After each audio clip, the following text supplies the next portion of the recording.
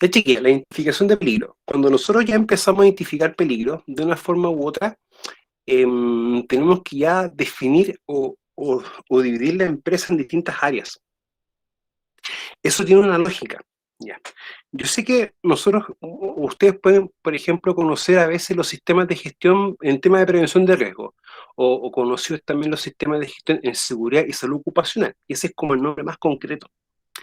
Sin embargo, existen otros tipos de sistemas de gestión, como por ejemplo los de la calidad, que están enfocados a los pasos y todos los elementos para realizar un trabajo, y también los sistemas de gestión medioambiental, que son sistemas para poder controlar las interacciones que tiene la organización con el medio ambiente, y así tratar de no generar tantos impactos adversos al medio ambiente. Ahora, cuando uno quiere trabajar sistemas de gestión, eh, hay siempre que trabajar en base a esto. Primera instancia, en dividir las áreas, identificar por cada área los procesos y las actividades que se desarrollan. Estas dos cositas que pueden parecer separadas o aisladas van de la mano. Cuando yo digo, esta área tiene tantos procesos, esta área tiene tantos procesos y esta área tiene tantos procesos y sus actividades, ya empezamos a hacer la primera identificación, que es lo más primario. A vuelta de fiestas patrias, quiero que veamos ejemplos de esto. Me interesa mucho, porque cuando yo empiezo a dividir mi empresa en las distintas áreas y veo lo que hace cada área, es también una de las primeras herramientas que uno hace cuando quiere implementar un sistema de gestión, por ejemplo, para la calidad, para la elaboración o generación de un producto o servicio. Eso es lo principal, y de hecho, cuando a ustedes les toque trabajar más adelante y vayan a empresas medianas o empresas un poco más grandes, ustedes se van a dar cuenta de que todos van a trabajar con sistemas de gestión que tienen esta lógica o esta estructura. ¿Ya? Ahora, por cada proceso de actividad, yo tengo que empezar a ver los componentes del GEMA.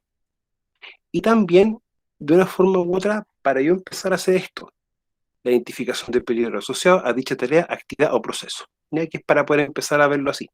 Ahora, si yo no tengo este desglose, ¿ya? Y no tengo este desglose, lo que yo pueda hacer como identificar peligros, ver los riesgos, ver las evaluaciones cualitativas y todo aquello, va a ser como bien incompleto, chiquillas, ¿ya? O sea, yo siempre he dicho, lo principal de la prevención es que nosotros sepamos lo que hacemos, lo que tenemos, con qué lo hacemos, nuestras características, porque en base a eso vamos a empezar a hacer y poder hacer gran parte de las distintas y las diversas evaluaciones, para poder también tomarlo en cuenta.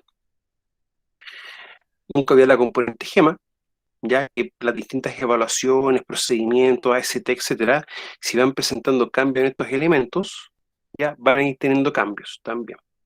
Bueno, hay un tema en seguridad que lo voy a explicar ahí, con respecto a veces a los procedimientos. O sea, hemos conversado de todos los procedimientos, pero muchas veces los procedimientos también van a tener como unas estructuras bien rígidas, y eso quiero que lo conversemos mejor ahí, para no confundirlas más a veces con las materias.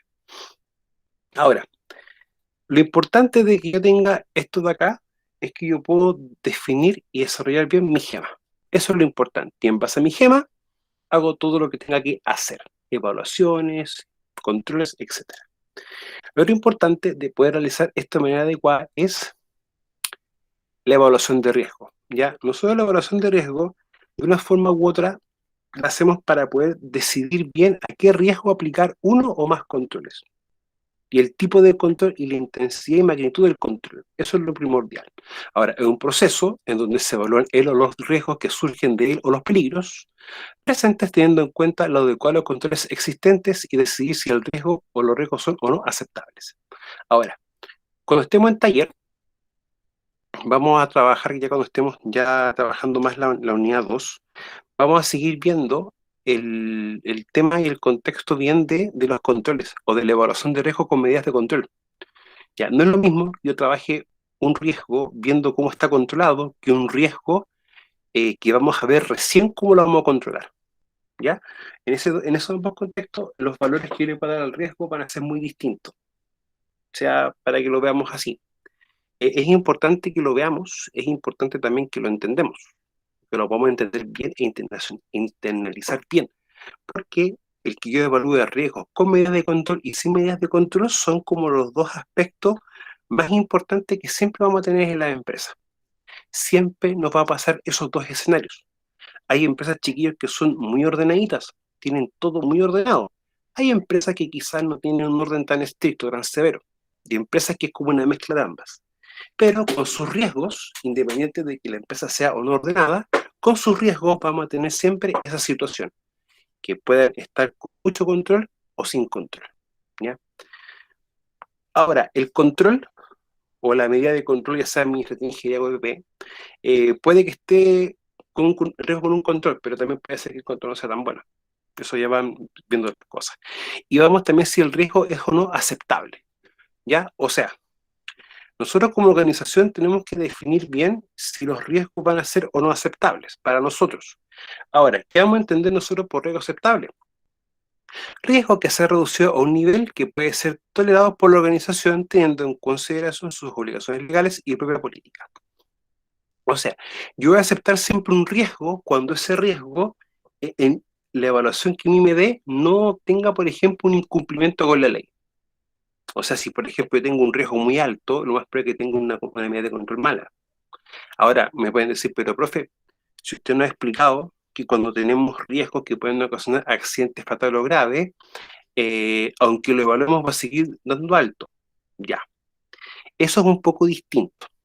Cuando tengo un riesgo que me origina esas consecuencias o ese tipo de accidente, lo importante siempre es que cuando lo reevaluemos, nunca disminuir los valores que nos den. ¿En qué sentido? Para que se vea que los controles aún así pueden fallar y pueda generarse un accidente. Esa es como una forma de verlo. Y la segunda forma de ver eso es que aún así se va a obligar de manera permanente a trabajar con los controles, ¿ya? Y eso es importante, chicos. Chicas, dicho, ya tenemos puras chiquillas en la tarde. Yo puedo definir una medida de control, pero perfectamente no la puedo implementar, no la puedo aplicar, la puedo dejar de lado. Eso, chicas, les va a pasar mucho, les va a pasar bastante. Ese fenómeno, cuando ustedes se dan cuenta de que no están trabajando las medidas de control, se van a dar cuenta también que hay tendencia hasta el día en que pasa eso, generalmente en las últimas horas del día y el viernes en la tarde, para que también en ciertas actividades económicas, como construcción, por ejemplo, puedan ver bien ese tema y también la planificación de las tareas, ¿ya? Hay tareas muy críticas que no es recomendable a veces dejarlas para los fines de semana o dejarlo en ciertas fechas, porque hay más tendencia a tener accidentes, ¿ya? Eso también es un tema bien importante. Bueno, en construcción, cuando estemos viendo algunas actividades en específico, vamos a ver aquello, ¿ya? Específicamente cuando, por ejemplo, se hacen los moldajes, las losas, esas cositas así, que hay veces que es mejor programarlos a ciertas horas y ciertos días de la semana. Ahora, lo principal, chiquillas, es que, que ya hemos conversado, que con esto, con el PEP, que es la probabilidad por la consecuencia, o sea, una multiplicación, va a ser la herramienta con que nosotros vamos a evaluar riesgos. Pero ojo, no todos los riesgos, específicamente riesgos de seguridad industrial. ¿Ya? No voy a poder evaluar riesgos de higiene industrial con esto, bajo ningún punto de vista. Ahora, me pueden también hacer la observación y es bastante varia. Entonces, profe, si evaluamos con esto, ¿por qué no se explica solamente esta metodología en esta sección? Ya, no lo hago de capricho ni nada, lo hago porque hay que reforzarles a ustedes y ustedes también tienen que después reforzar a los trabajadores y que con esta forma, con esto de acá, evaluamos nuestros riesgos, ¿ya? Porque en el fondo el trabajador en sí es el verdadero prevencionista, no nosotros somos asesores, pero el trabajador es su prevencionista porque él previene sus riesgos. Pero la mejor forma de que él pueda prevenir un riesgo es dándole también valor y que él entienda que un riesgo es alto, medio, bajo. Ya que eso es como la segunda tarea que a veces tiene más compleja en las empresas. Ahora, es un criterio matemático que permite evaluar la magnitud de un riesgo y esta contempla dos aspectos, la consecuencia y la probabilidad. Y se expresa de la siguiente manera. Bueno, el BEP también aparte de ser conocido como el valor esperado de pérdida, también lo pueden considerar como, también lo van a encontrar como nombre magnitud del riesgo. Y es en el fondo el valor con que yo le voy a dar a mi riesgo. Ahora, nosotros esto de acá lo vamos a aplicar a seguridad, perfecto. Pero cuando vemos estos dos aspectos, estos para nosotros pasan a ser criterios. ¿Qué es lo importante? Que esto de acá es un ejemplo. Yo defino cómo voy a darle valores a mi probabilidad y mi consecuencia. Eso siempre, chicas, va a ser como una labor o una tarea que nosotros como empresa lo vamos a definir claramente. ¿Ya? Lo que, bueno, en taller yo les había mostrado y también les compartí ese documento que está como en la guía de evaluación de riesgos del Instituto de Salud Pública. Ya, eso es una propuesta y ustedes perfectamente pueden tomar esa herramienta para evaluar su riesgo, ¿ya? O quizás tomarla y modificarla. Ahora, no es que yo sea maestro, pero cuando yo veo números, matemáticas, a mí a veces no me gusta tanto números pares, me gusta más 1, 3 y 5. Razón motivo porque un 4, que es un valor mayor, puede también ser por un 2 por 2, un 4 por 1. Entonces, muchas veces, matemáticamente hablando, trabajar con valores así, como estos de acá y los de acá, perdón, chiquillos, para mí no es tan concreto, es muy ambiguo.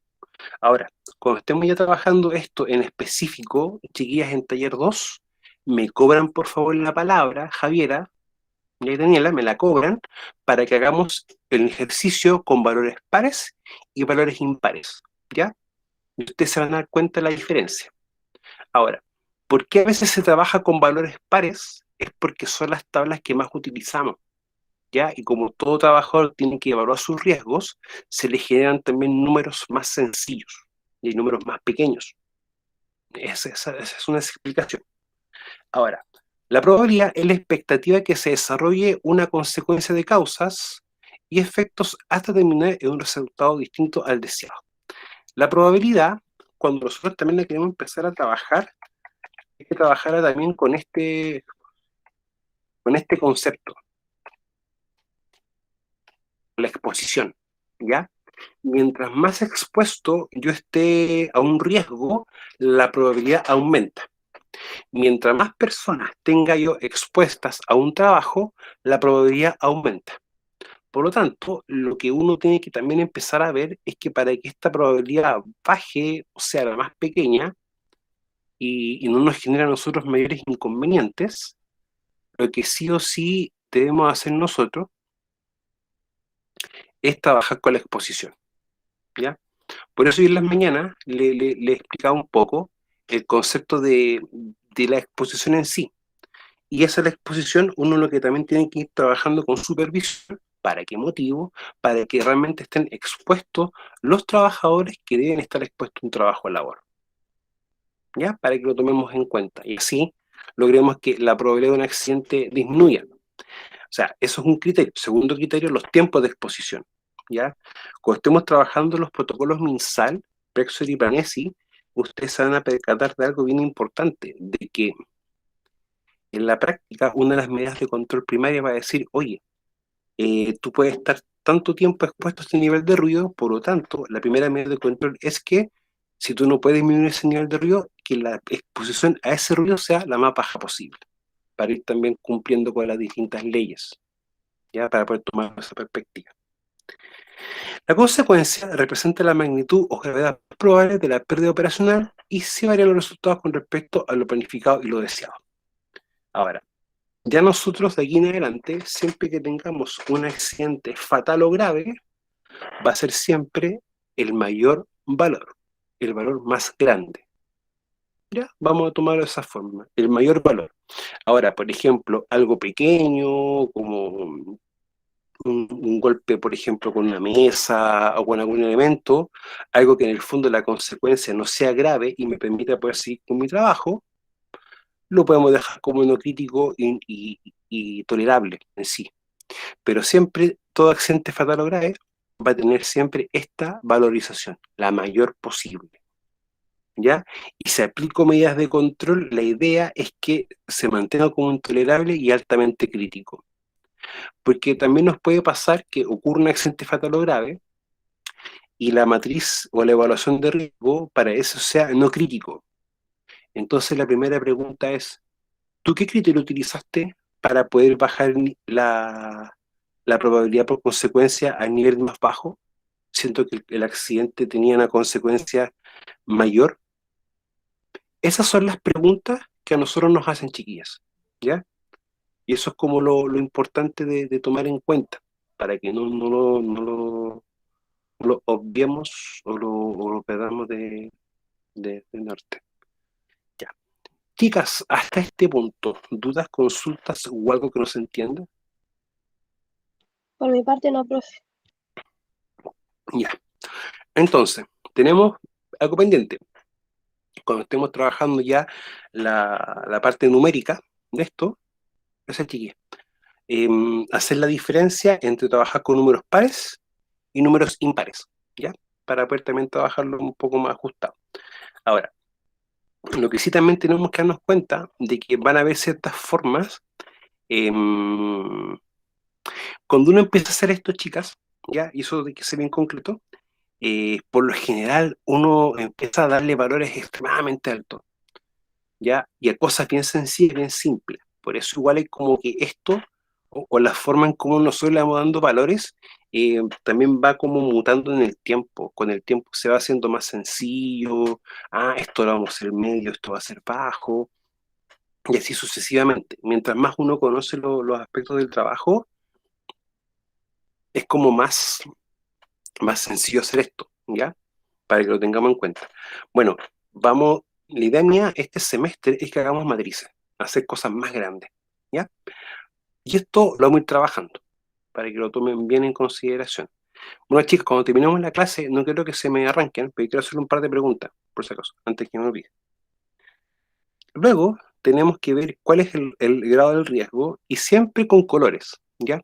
Muchas veces uno ve números, uno ve cosas así, pero lo ideal también es que cuando nosotros generemos estas herramientas sean también con colores chicos, para que para el trabajo sea más visual, ¿ya? Y eso también es así, para que lo veamos de una manera distinta. Hay muchas empresas que esto lo trabajan incluso con colores, y el cruce acá es con colores, para no, y así le sacan números, ¿ya? Para que también a veces es como para ahorrarle un poco más de tiempo al trabajador y que a él también se le haga más simple, ¿ya?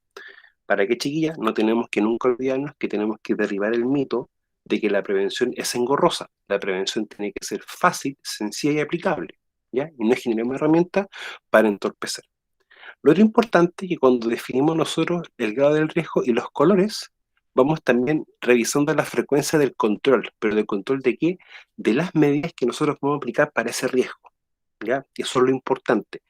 El riesgo entre más crítico, mayor valor tiene, los controles van a ser más, más exhaustivos, más grandes, más pesados. Ahora, que me dice mi experiencia, chiquilla mejor dicho, que estos dos de acá uno lo revisa diario. Y esto va a ser prácticamente semanal y esto acá van a ser mensual, ¿ya? Para que lo tengamos bien en consideración.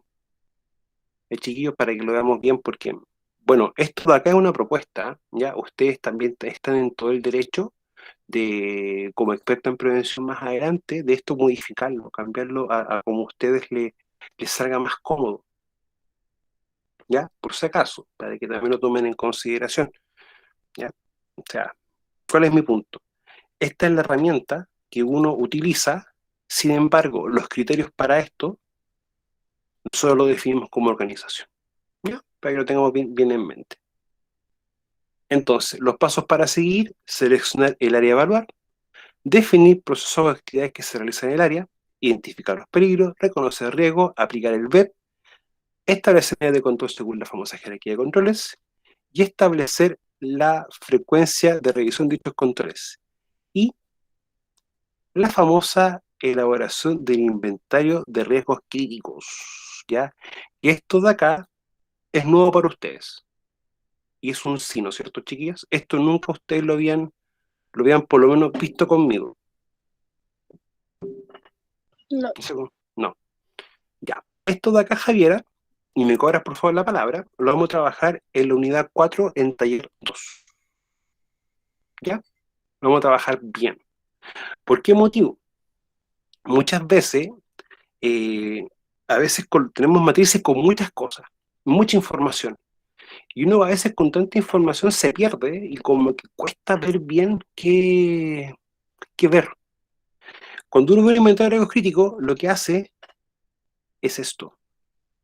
Establece solamente los que tienen valores medios hacia arriba en un resumen, una tabla más reducida. ¿Ya?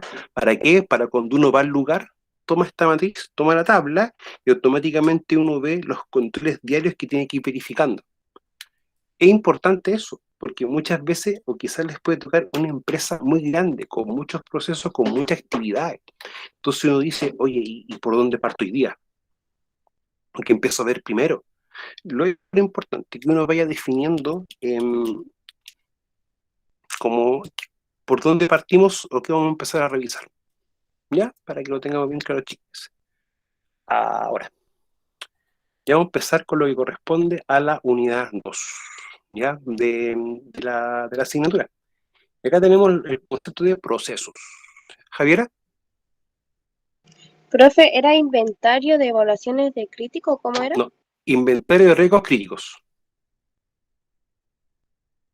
Ese es el concepto. Inventario de riesgos críticos. ¿Ya? Mira, Ya, profe. recuérdeme más adelante buscarles un apunte. Hay un apunte que también te explica un poco eso, ¿ya? Pero prefiero cuando estemos viendo las matrices y viendo también la evaluación de riesgo ahora en taller 2, en la unidad 2, empecemos también a ver un poquito de eso, ¿ya? Por un motivo, más que explicar el... Bueno, una cosa es que ustedes tienen que explicar al trabajador el porqué, y a la empresa el porqué. Pero para que veamos las distintas formas de trabajo, eso es lo que me interesa. Ahora, el inventario de riesgos críticos es algo que siempre vamos a hacer, ¿ya? Y en el fondo es como mostrar los riesgos más complejos para la actividad, para el proceso de la tarea que estemos haciendo, ¿ya? Para verlo de esa forma. Ahora, eso, inventario de riesgos críticos, hay que también tomarlo en cuenta que donde yo más lo voy a poder aplicar es en seguridad, ¿ya? En higiene industrial no va a ser tan así, va a ser más difícil quizás poder verlo, ya poder entenderlo de una manera tan sencilla o definir escalas. Y eso se entiende así, ya el 594, el 594, hace una referencia a algo bien concreto. Si tengo yo, por ejemplo, ruido en cantidad excesiva, o sea, o aplico Prexor y me define que tengo un ruido bastante alto, lo que yo debo tener en mi empresa en el área de trabajo es precaución, zona de ruido en valores altos o ruidos fuertes, o zona con presencia de ruido. Utilizo solamente protección personal. Debo de una forma u otra, quizás no tengo un inventario, una hojita que me diga los riesgos más críticos, pero cuando es ruido, cuando es sílice, debo tener ese elemento bien marcado, bien en el fondo como una señal tipo administrativa, ¿ya? Para poder tenerlo bien. Recuerden que todo lo que son como la señalética y todo eso se considera de manera administrativa. Ahora, chicas, procesos, que es la unidad 2. Bueno, tenemos el concepto de proceso, actividad de tarea, operación unitaria, mapas y diagramas de procesos y análisis y descripción de procesos.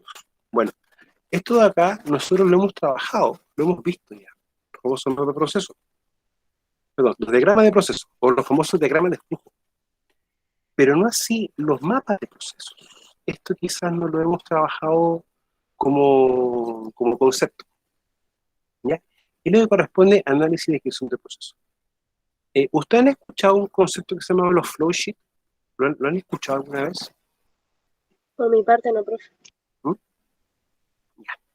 Los flow sheets es como una especie como de diagrama en el cual te muestran todos los procesos que hace una empresa, pero con nombres, y te los muestra así como ordenados, organizados. ¿Ya? Y de una forma u otra, esto se trabaja mucho, por ejemplo, en plantas que están distribuidas. Una planta que pasa un flow sheet, como una especie de escala, puede usar para poder mostrarse después. Profe, ¿Sí? Profe, se le escucha súper mal.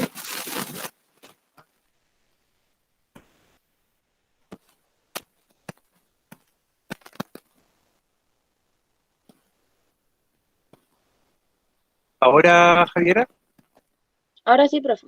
aquí, no sé por qué se lo veo. Ahora, em, los flotes, chiquillas, es como una especie de plano, pero de proceso.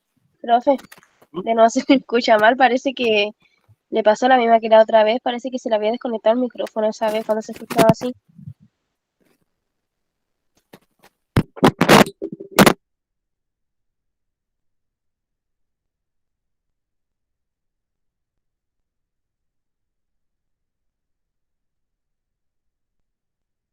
Javiera, y ahora se escucha más bajo o más alto. Se escucha como robótico. Ahora, Javiera, ¿cómo se escucha? Se escucha claro, pero bajito, eso sí.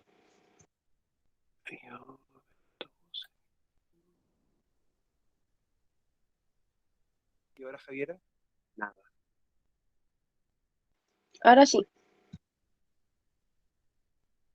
Ahora se escucha bien o se escucha fuerte, claro. Ahora sí se escucha bien, casi me sacó la oreja. Ya, es que no sé qué, no, de verdad, chiquilla, no sé qué puede estar pasando. Ya, para ahí ver bien eso. Entonces, vamos a tener que ver que hay varias formas y elementos que voy trabajando para que nosotros podamos ver varias cosas en terreno y poder ir diferenciando ciertos elementos y cosas para ver cómo, a ver cómo entender a veces ciertos parámetros, que eso es lo importante, ¿ya? Ahora, a mí siempre me interesa ver esto o entender esto de manera bien clara y precisa. Y por algo bien sencillo, yo soy ingeniero en prevención de riesgo, mente. Yo no soy ingeniero en metalurgia, ni ingeniero en mina, ni soy geólogo, ni ingeniero en construcción.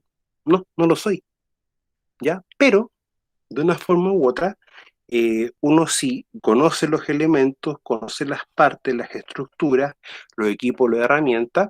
De una forma u otra, uno va identificando los distintos riesgos. Y, o sea, reconociendo riesgos y viendo peligro y todo aquello. Y de una forma u otra, cuando uno conoce lo que se está haciendo, uno sabe lo que está expuesto y tú lo puedes ir trabajando.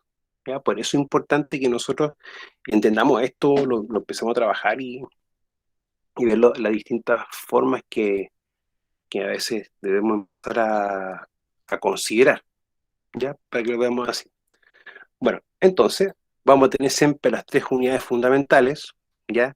Que desde la perspectiva de procesos, ¿por qué es importante definirlas? Pero claramente es porque en la tarea muchas veces va a ser una evaluación ergonómica en cómo ejecuto una tarea concreta, o también vamos a hacer una evaluación de higiene industrial, pero en el ambiente donde se desarrollan estas cositas.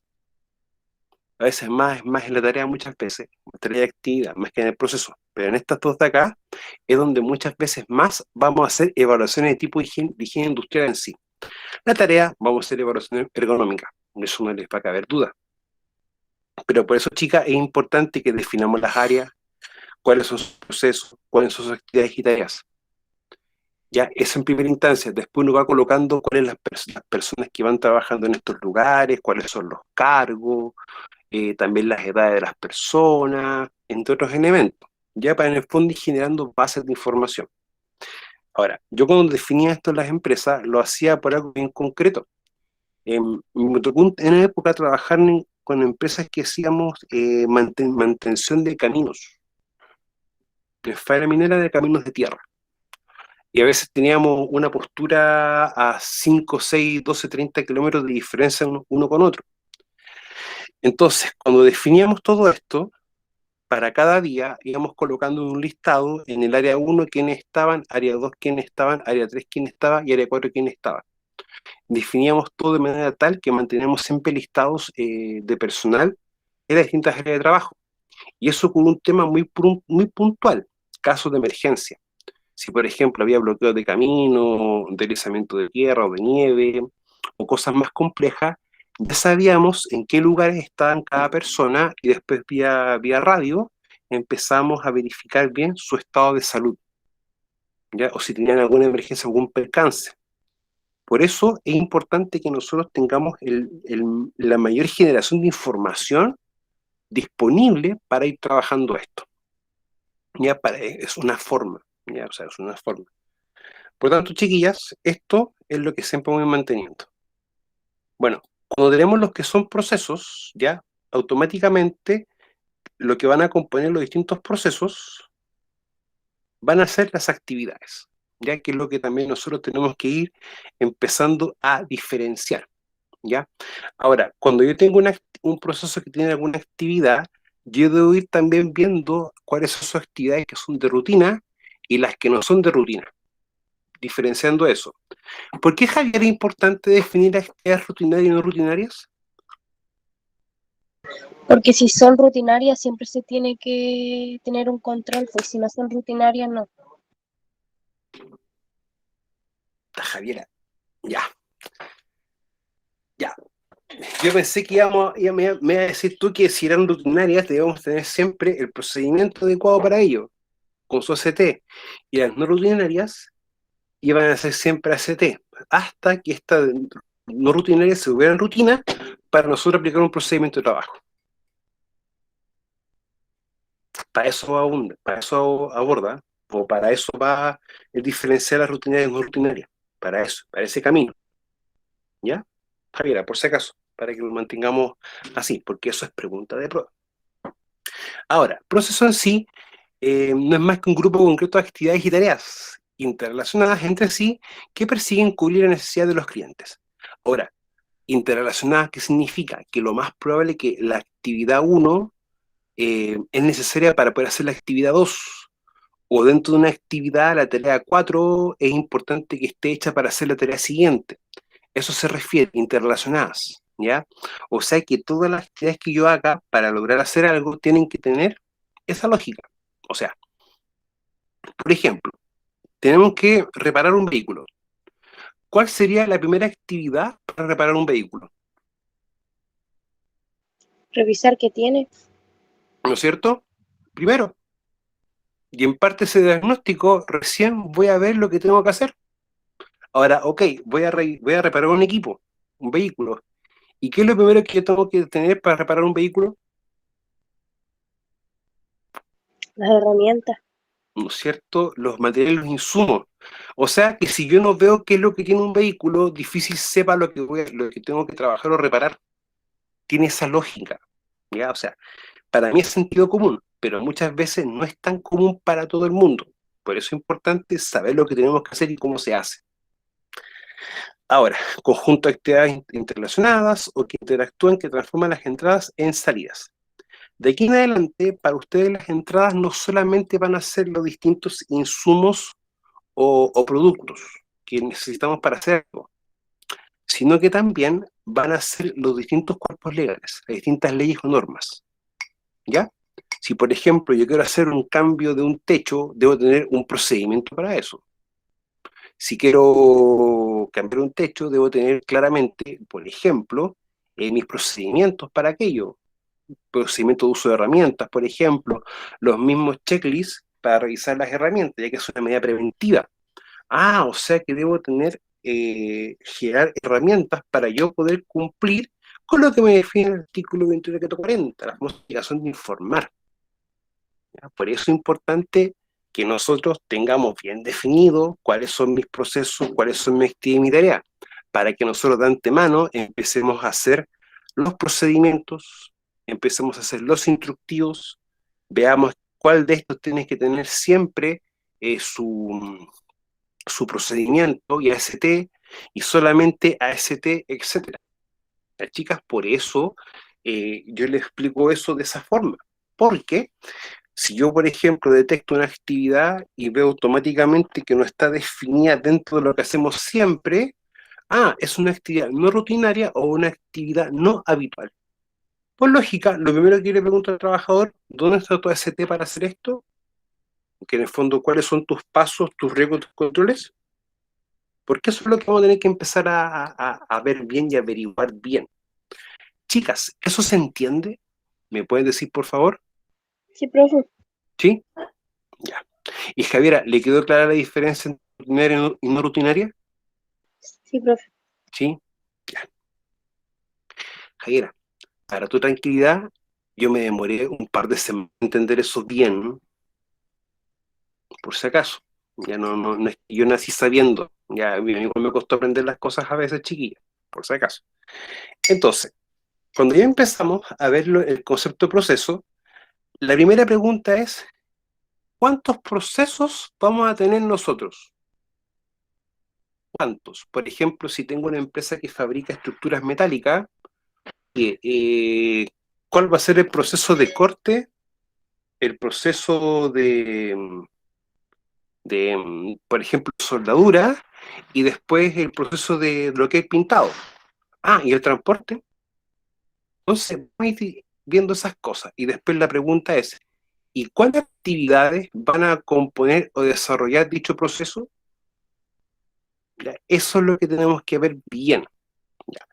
Entonces, la próxima sesión que tengamos, ojo, todavía no terminamos, pero la próxima sesión que tengamos, vamos a ver un ejemplo de esto. ¿Ya? Y un ejemplo de las actividades y los procesos para que empecemos a ver cómo se estructura. ¿Ya, chicas? Eso es lo importante. Miren, veamos lo siguiente, de la siguiente forma. Entender el concepto va a ser un tema, pero luego cuando lo veamos aplicado, esto es así.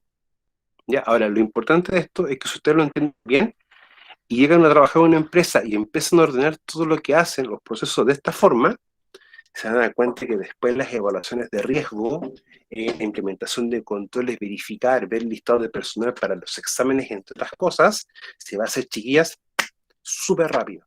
¿Ya? Si, lo más pesado es entender qué hacemos y generar toda la base de información. Es eso, ¿ya? Por si acaso, es lo más complejo, pero ya después teniendo esa información, vamos por un tubo. Y empezamos, chiquillas, a hacer todo lo que tengamos que hacer. Eso es lo más importante. O como una vez me dijo un colega, las partidas siempre son las difíciles, o son las más complejas. Ya después, cuando uno ya tiene todo ordenado, estructurado y organizado, ya esto trabaja solo. O sea, créanme que va a ser así. Ahora, la actividad va a ser grupo de acciones que persiguen un fin o son la agrupación de tareas que persiguen un mismo fin. Ahora, lo principal de esto es que un proceso, por ejemplo, hacer pan, va a tener estas actividades. Pregunta, dependiendo del tipo de pan, va a tener más o menos actividades, ¿no es cierto? Sí, O sea que yo no me voy a encasillar nunca en un número fijo de actividades. si todas las actividades son distintas, entonces tienen pasos distintos. O sea que esta actividad, por ejemplo, medir ingredientes va a tener distintas tareas. Ahora, ¿qué es lo importante entender de esto? De que si, por ejemplo, vamos a hacer pan de Pascua, quizás vamos a tener más actividades. Y quizás, por ejemplo, alguna de estas va a tener unas tareas específicas, ¿ya? Ahora, esto es lo primero que yo debo ver, de una forma u otra. Ahora, cuando yo veo las actividades, vamos a tener que ver cuáles van a ser las actividades de rutina, lo que yo hago siempre. Por lógica, si identifico todas mis actividades, la segunda etapa sería definir bien cuáles van a ser diarias o rutinarias y cuáles voy a hacer de vez en cuando, no rutinarias o no habituales.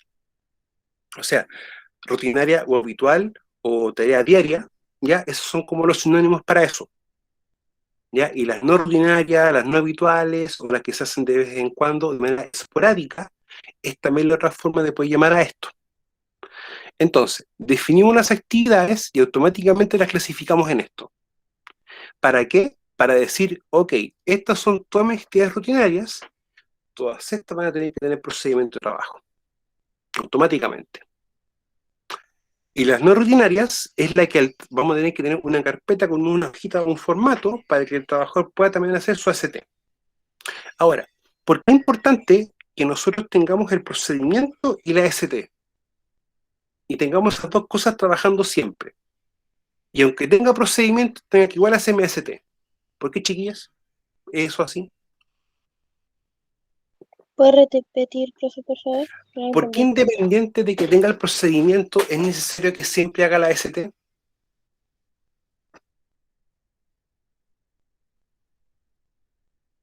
por si hay nuevos riesgos. ¿Ya? O veámoslo así, la ST es el instrumento que de una manera más fácil me puede ayudar a identificar cambios. Muchas veces los procedimientos son estáticos, son muy rígidos, y la ST me permite esa variabilidad. ¿Ya? Eso es lo importante. La ST, en el fondo, es también el elemento o el documento con el cual el trabajador demuestra que él también reconoció sus riesgos y está aplicando los controles, y define sus controles para su trabajo. Por lo tanto, si el trabajador me dice que tiene el control B2 y yo voy a su trabajo, tomo su ST y veo que no está el control B2, ¿qué puedo hacer con respecto a esa ST, chiquillas? ¿Cómo, profe? Si, por ejemplo, el trabajador me dice que su trabajo coloca el control B2, que el B2, por ejemplo, sea, no sé, pues, medir gases, y yo voy al lugar de trabajo y el control B2 nunca lo hizo, ¿qué puedo hacer yo?